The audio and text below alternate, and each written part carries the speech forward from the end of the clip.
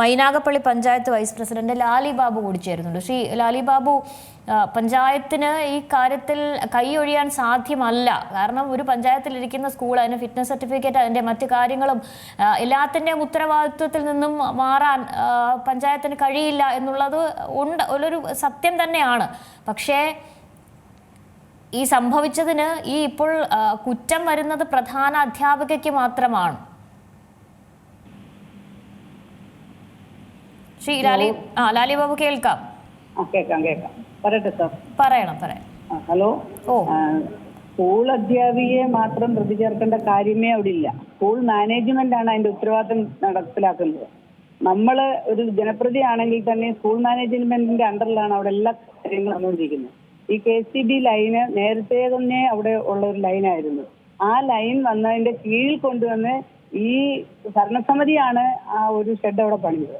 ആ ഭരണസമിതിയോടാണ് ഇതിന്റെ ചോദ്യം ചോദിക്കേണ്ടത്. അല്ല സ്കൂളിലെ HM അല്ല കേസെടുക്കേണ്ടത്. ഭരണസമിതിക്കാരാരാന്ന് വെച്ചാൽ അവരുമായിട്ടുള്ള ഇടപെട്ടാണ് ഈ പരിപാടി വിജയിപ്പിക്കേണ്ടത്. കാരണം ഒരു കുഞ്ഞിനെ നഷ്ടമായി, നമ്മുടെയൊക്കെ കുഞ്ഞ് സ്കൂളിലേക്ക് പോയിട്ട് തിരിച്ച് ഭവനത്തിലേക്ക് വരാൻ പറ്റാത്ത സാഹചര്യങ്ങൾക്ക് ഒരുക്കി കൊടുത്ത ഈ ഷെഡ് അവിടെ പണിഞ്ഞതുകൊണ്ട് മാത്രമാണ് സാർ അവിടെ ആ കുഞ്ഞിന്നിപ്പോ ആ ദാരുണാന്ത്യം അവിടെ നടക്കാണ്ടി വന്നത്. അല്ലെങ്കിൽ ആ കുഞ്ഞ് അവിടെ മരിക്കത്തില്ലായിരുന്നു. അപ്പോൾ ഞങ്ങൾ ഇതോട് ചോദിച്ചു കഴിഞ്ഞാൽ ചീട്ടിട്ട സമയത്ത് ഞങ്ങളോടാരും പഞ്ചായത്തിന്റെ അനുമതി ചോദിച്ചിട്ടില്ല. അന്ന് ഞാൻ ഈ 5 വർഷം ഒരു ജനപ്രതിയായിരുന്ന സമയത്ത് ഒരു ഭരണസമിതി ഞങ്ങളോട് ഒരു കാര്യങ്ങളും അവർ ചോദിച്ചിട്ടില്ല, മാനേജ്മെന്റ്. അപ്പൊ പിന്നെ ഞങ്ങൾ എന്താ മറുപടി പറയണ്ടേ? ആ കുടുംബത്തിനാണ് ആ കുഞ്ഞ് നഷ്ടപ്പെട്ടത്. ഇന്ന് ആ കുടുംബത്തിൽ ഞങ്ങൾ DCC പ്രസിഡന്റ്, ഞങ്ങൾ മെമ്പറും പോകൂരും എല്ലാവരും കൂടി ആ ഭവനത്തിൽ സന്ദർശിച്ചപ്പോൾ ആ അമ്മയുടെ വല്യമ്മയുടെ സങ്കട വാർത്ത കേൾക്കുമ്പോൾ സ്കൂളിൽ ഇത്തരത്തിൽ അനധികൃതമായി ഒരു ഷെഡ് നിർമ്മിക്കുകയും അത് പഞ്ചായത്ത് ശ്രദ്ധിക്കാതിരിക്കുകയോ അല്ലെങ്കിൽ അനുമതി തേടിയില്ല എന്ന് പറയുന്നത് ഒക്കെ ഒരു ഒഴിവ് കഴിവാണ്.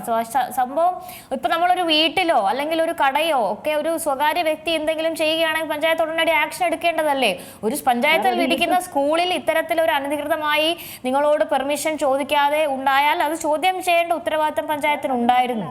ആപ്ലിക്കേഷൻ കൊടുക്കണ്ടേ? ഞങ്ങൾ അറിയണ്ടേ? ഞാനിരുന്ന സമയത്തല്ല, ഞാൻ ഇപ്പോഴാണ് 5 വർഷം ഭരണസമിതിയിൽ ഞാൻ പ്രായത്. നേരെയുള്ള സമയത്തുള്ള ഭരണസമിതി അംഗങ്ങളിരുന്ന സമയത്താണ് ഇത് നടത്തിയത്. മുൻ വാർഡ് മെമ്പർ ഇരുന്ന സമയത്താണ് ഇത് നടത്തിയത്. ആരും മിണ്ടിയില്ല. അന്ന് ആ ഇടതുപക്ഷം ഭരിക്കുന്ന പഞ്ചായത്തായിരുന്നു. ഇപ്പോൾ UDF ഭരിക്കുന്ന പഞ്ചായത്ത്. അവരാണ് ഇത് നടപ്പിലാക്കിയത്.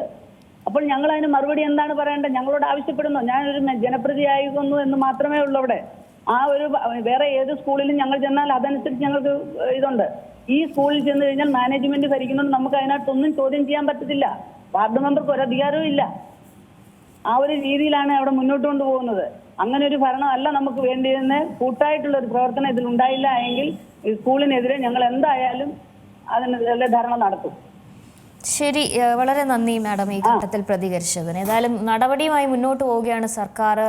പ്രധാന അധ്യാപികയെ സസ്പെൻഡ് ചെയ്യുമെന്ന് വിദ്യാഭ്യാസ വകുപ്പ് മന്ത്രി വി ശിവൻകുട്ടി ഇപ്പോൾ മാധ്യമങ്ങളോട് സംസാരിക്കുകയാണ്. പ്രധാന അധ്യാപികയെ സസ്പെൻഡ് ചെയ്യും, നടപടിക്ക് നിർദ്ദേശം നൽകുകയാണ് വിദ്യാഭ്യാസ വകുപ്പ് മന്ത്രി വി ശിവൻകുട്ടി. അദ്ദേഹം ഇപ്പോൾ മാധ്യമങ്ങളെ കാണുന്നുണ്ട്. ഏറ്റവും പുതിയ വാർത്തകളും വിശേഷങ്ങളും വിരൽ തുമ്പിലറിയാൻ Zee മലയാളം ന്യൂസ് എല്ലാ ഡിജിറ്റൽ പ്ലാറ്റ്ഫോമുകളിലും ലഭ്യം.